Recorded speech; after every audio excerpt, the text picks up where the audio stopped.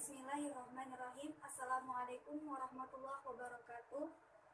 Nama saya Feby Pratiwi. Di sini saya akan membacakan hasil dari jawaban puas saya dengan mata kuliah pengantar tata hukum Indonesia yang diajarkan oleh dosen Andri Nurwandri SSY MAG.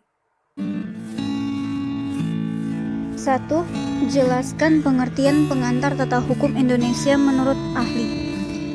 Jawabannya yaitu menurut Sudiman Kartihadiprodjo dalam bukunya Pengantar Tata Hukum Indonesia, yang dimaksud dengan tata hukum Indonesia adalah hukum yang sekarang berlaku di Indonesia.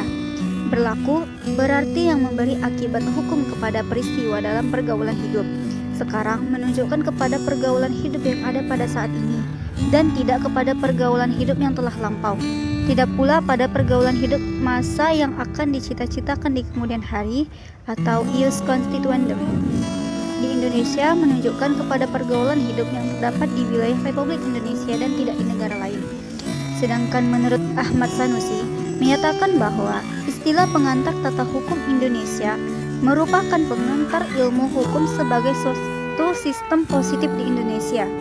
Selanjutnya dikemukakan bahwa pengantar tata hukum Indonesia mempelajari konsep dan teori hukum yang berlaku di sini sesuai dengan bahan-bahan real dan ideal bangsa Indonesia. Soal nomor 2. Jelaskan sejarah tata hukum Indonesia. Sejarah tata hukum Indonesia terbagi menjadi dua, yaitu pra-kemerdekaan dan pasca kemerdekaan.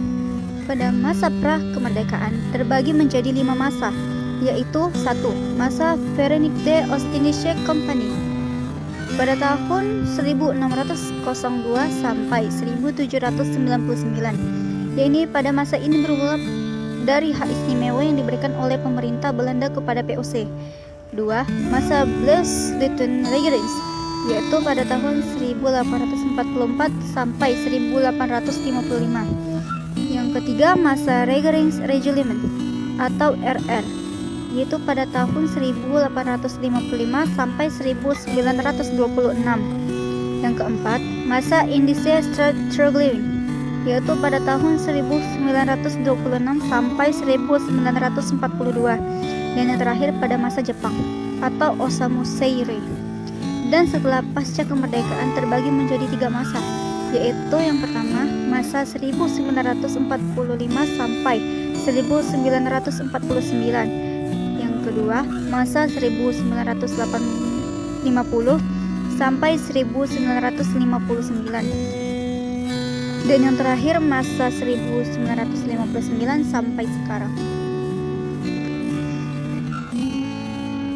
Soal nomor 3. Jelaskan pengertian hukum, sumber hukum, dan pembagian hukum menurut para ahli. Hukum adalah sistem yang terpenting dalam pelaksanaan atas rangkaian kekuasaan kelembagaan dari bentuk penyalahgunaan kekuasaan dalam bidang politik, ekonomi, dan masyarakat dalam berbagai cara dan bertindak sebagai perantara utama dalam hubungan sosial antar masyarakat terhadap kriminalisasi dalam hukuman pidana.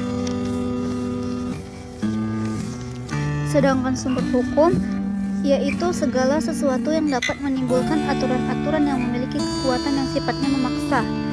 Dan pembagian hukum yang ada di Indonesia ada 8 macam, yaitu 1. Hukum menurut sumbernya. Hukum menurut sumbernya terbagi menjadi 5, yaitu hukum undang-undang, hukum adat, hukum traktat, hukum jurisprudensi, dan hukum doktrin. Yang kedua, hukum menurut bentuknya. Menurut bentuknya terbagi menjadi 2, yaitu hukum tertulis dan hukum tidak tertulis. Ketiga, hukum menurut tempat berlakunya terbagi menjadi 2, yaitu hukum nasional dan internasional.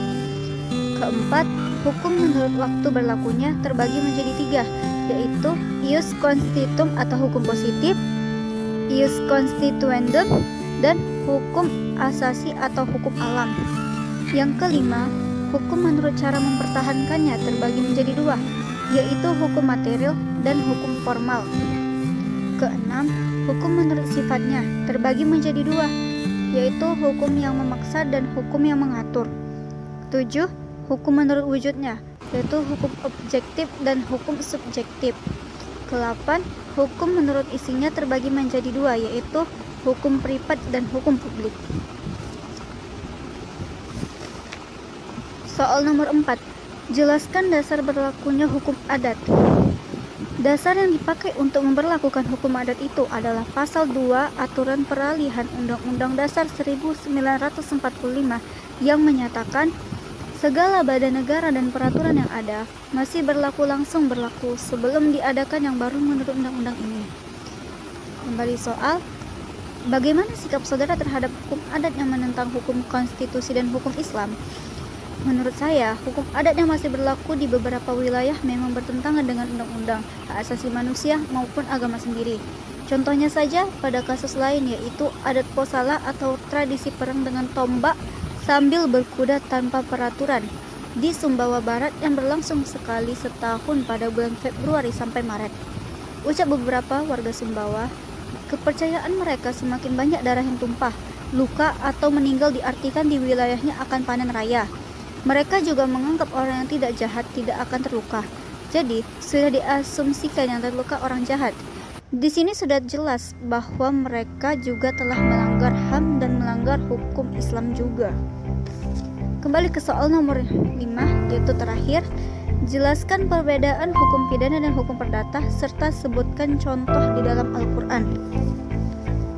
Perbedaan hukum pidana dan hukum perdata, yaitu hukum pidana adalah bagian dari keseluruhan hukum yang berlaku di suatu negara yang mengadakan dasar-dasar dan mengatur ketentuan tentang perbuatan yang tidak boleh dilakukan, dilarang, disertai ancaman pidana bagi siapa yang melakukan.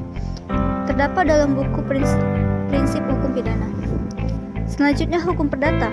Hukum perdata adalah dalam arti luas meliputi semua hukum privat material, mengatur kepentingan-kepentingan perorangan, sehingga pada dasarnya hukum pidana bertujuan untuk melindungi kepentingan umum. Misalnya yang diatur dalam Kitab Undang-Undang Hukum Pidana atau KUHP. Sedangkan hukum perdata sendiri bersifat privat. Ia menitik beratkan dalam mengatur mengenai hubungan antara orang perorangan. Oleh karena itu, dapat disimpulkan akibat dari ketentuan-ketentuan dalam hukum perdata yang terdapat di KUH Perdata hanya langsung berdampak bagi para pihak yang terlibat. Contoh di dalam Al-Quran yaitu surah An-Nur ayat 2 yang artinya, perempuan yang berzina dan laki-laki yang berzina, maka deralah tiap-tiap seseorang dari keduanya 100 kali dera, dan janganlah belas kasihan kepadanya untuk mencegah kamu untuk menjalankan agama Allah. Jika kamu beriman kepada Allah dan hari akhir, dan hendaklah pelaksanaan hukuman mereka saksikan oleh sekumpulan orang-orang yang beriman. Baiklah, sekian dari hasil jawaban UAS saya. Lebih dan kurangnya saya mohon maaf. Nasrun minallahi wa fathun qarib wa basyiril mu'minin. Wassalamualaikum warahmatullahi wabarakatuh.